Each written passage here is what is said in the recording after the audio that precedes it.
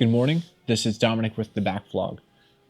Last week in the IMAX, we watched Paul Thomas Anderson's newest film, One Battle After Another. Paul Thomas Anderson is he's probably my favorite director of all time.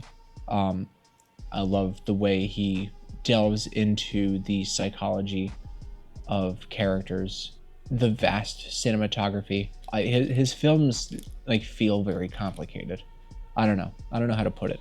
One Battle After Another, considering his entire catalog, is very different from the rest of it, because it focuses on high octane and action and suspense, and while it still does focus on the emotional aspect of the characters and kind of puts it on a microscope how his stuff usually is, this one has gunfights and car chases and stuff, which is not usual for what he does. One trope that Paul Thomas Anderson tends to employ is that you'll have one character, basically, as Miley Cyrus put it, coming in like a wrecking ball into another character's life, and basically just altering it completely. In There Will Be Blood, you have Daniel Plainview coming into Eli Sunday's life, the L. Ron Hubbard dude coming into the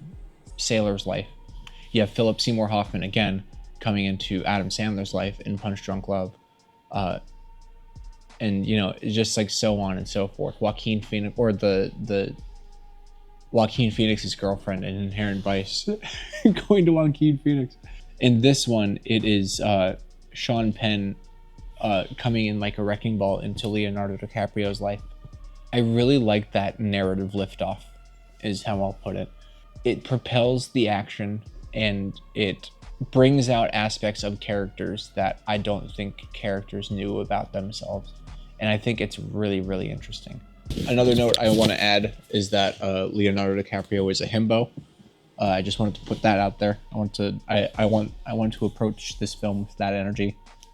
Despite the heavily politicized nature and serious nature of this film, the comedy in it is also really funny.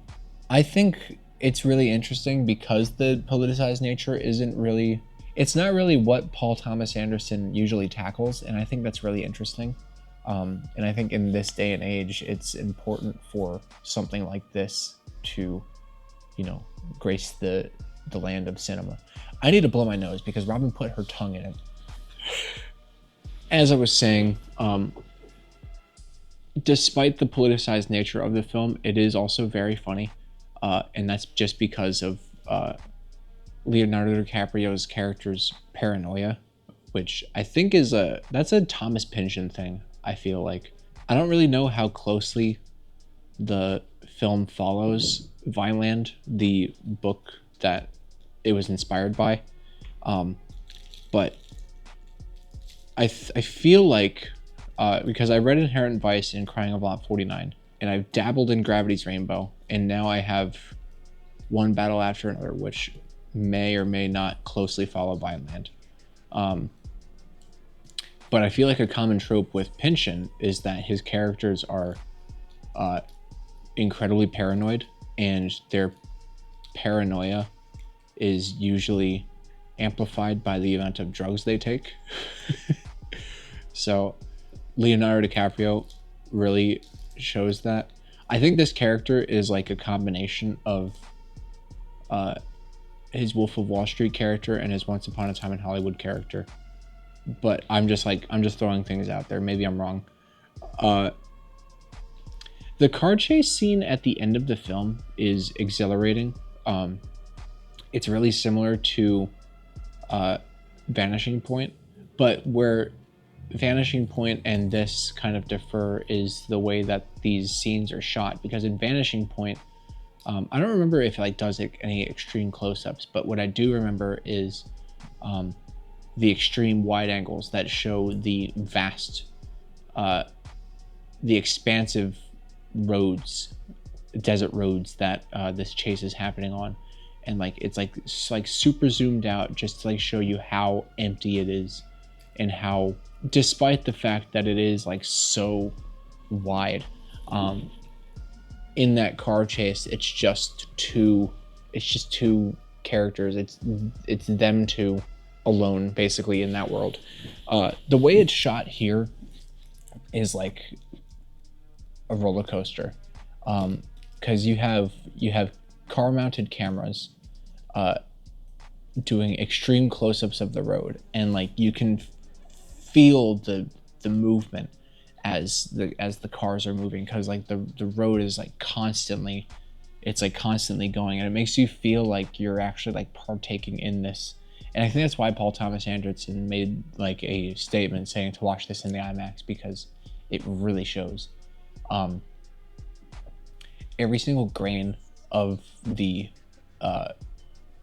cement of the roads, every single speck of dirt and pebble, and just the sound is unmatched by anything except for riding a roller coaster in real life.